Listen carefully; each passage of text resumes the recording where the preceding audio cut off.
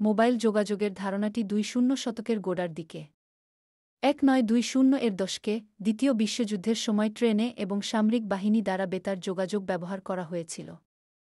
যাই হোক, এই প্রারম্ভিক ডিভাইসগুলি ছিল ভারী এবং সীমিত পরিসর ছিল।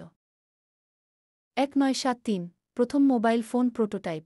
আসল সাফল্য আসে 1973 সালে যখন মার্টিন কুপার, একজন মোটোরোলা প্রকৌশলী, মোটোরোলা ডাইনাট্যাক 80000X12 এর একটি প্রোটোটাইপ ব্যবহার করে প্রথম মোবাইল ফোন কল করেছিলেন। এই ডিভাইসটি বড় এবং ভারী ছিল, প্রায়ই ইট ফোন হিসাবে উল্লেখ করা হয়, কিন্তু এটি মোবাইল টেলিফোনির সূচনা চিহ্নিত করে।